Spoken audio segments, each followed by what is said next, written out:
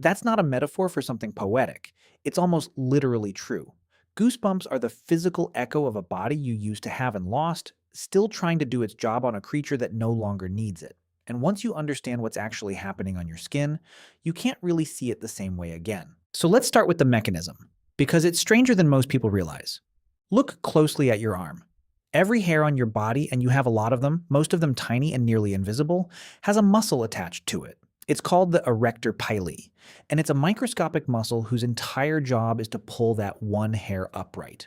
You have millions of these muscles, and they are all still fully wired, still connected to your nervous system, still ready to fire on command. When something triggers them, they all contract at once. Each muscle tugs its hair upright, and as it does, it pulls the skin around the base of the hair into a tiny bump. Multiply that by millions, and you get that instantly recognizable texture rippling across your skin. Goosebumps. Or, to give them the name that accidentally reveals the whole story, goose flesh. Skin that looks like a plucked bird. Here's the key thing. This is a reflex. You cannot decide to have goosebumps the way you decide to lift your arm. They happen to you automatically, triggered by your nervous system before your conscious mind has any say in it, which is your first clue that this is something old. Something built in long before the part of your brain that's reading meaning into these words. So what sets it off? Broadly, three things, and each one is a window into a different piece of your history. The first trigger is cold. Step out into freezing air, and the bumps rise almost instantly. And for your furry ancestors, this made perfect, elegant sense. When you have a thick coat of fur and the muscles pull every hair upright, you create a thicker layer of trapped air between your skin and the outside world. That trapped air is insulation. It's the exact same principle as a bird fluffing up into a round ball on a cold day, or a cat looking twice its size in winter. Raise the fur, trap the warmth, survive the cold. It's a genuinely good system. There's just one problem: it only works if you have fur. On a bird or a cat, raising the coat builds a warm layer of air. On you, the muscles fire, the invisible hairs stand at attention, and you trap a warm layer of absolutely nothing. The machinery runs perfectly. There's just no coat left for it to lift. The second trigger is fear, and this one is even more revealing. Watch a frightened cat and you'll see its fur stand straight up, its tail puffing out to several times its normal width.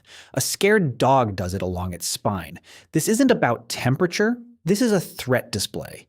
When an animal is cornered or startled, raising its fur makes it look suddenly bigger, more dangerous, harder to attack. It's a bluff written directly into the body, an instant, involuntary attempt to intimidate whatever just appeared in the dark. Your ancestors had this too. A threat would appear and their fur would rise, and for a moment they'd look larger than they were, and you have inherited that exact response, fully intact. The next time something genuinely frightens you, and the hair on your arms and the back of your neck stands up, understand what your body is actually trying to do. It's trying to puff up a mane you no longer have, to look big for a predator that probably isn't there. It's a 2 million-year-old bluff, and you're still running it. And then there's the third trigger. The strange one. The one that doesn't fit. Music. You hear a certain swell in a song, a voice cracks at exactly the right moment. A piece of music builds and breaks, and suddenly, chills. A wave of goosebumps rolls down your arms and neck, triggered by nothing more than organized sound. No cold, no predator. Just a pattern of vibrations in the air. This is where it gets genuinely fascinating, because emotional goosebumps are, as far as we can tell, close to unique.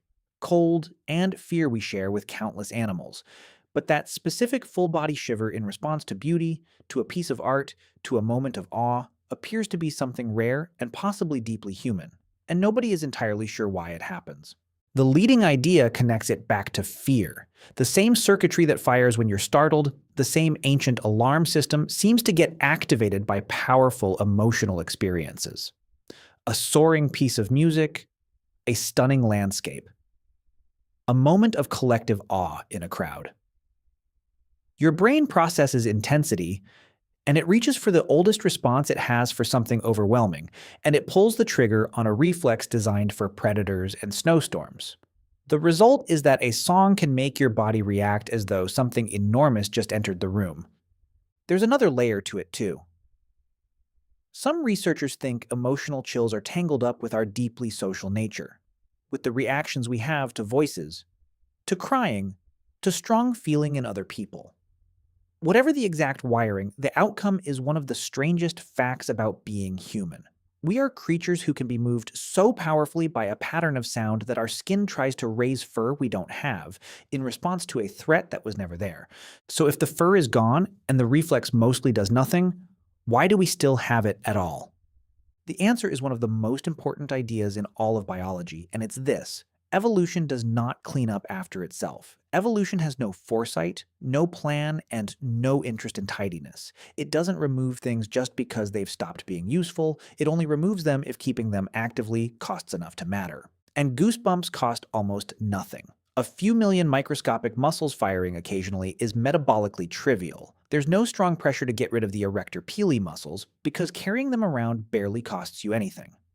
So the reflex just stays. Generation after generation, long after the fur that gave it meaning has vanished, the machinery sits there, wired and ready, firing at cold air and scary noises and beautiful music, doing a job that no longer exists. Biologists have a name for leftovers like this.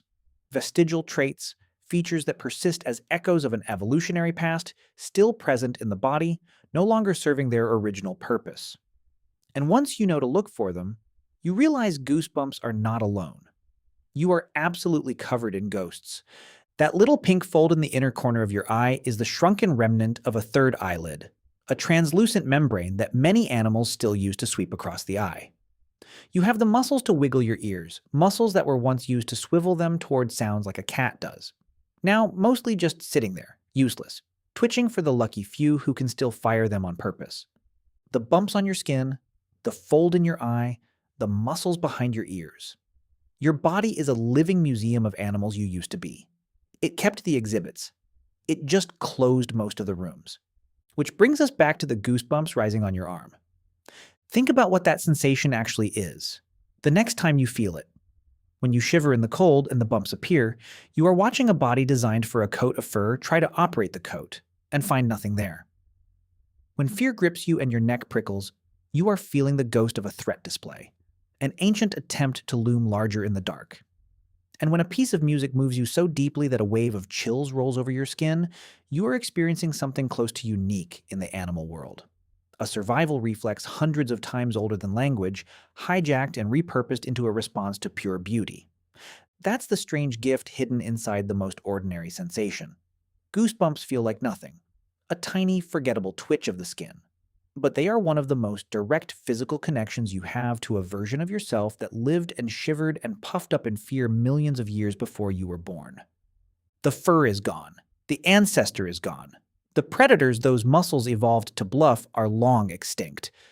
But the reflex remains, faithfully firing on your arm, a small, stubborn ghost of everything you used to be. You are still that creature underneath. Every time you get chills, it's just reminding you.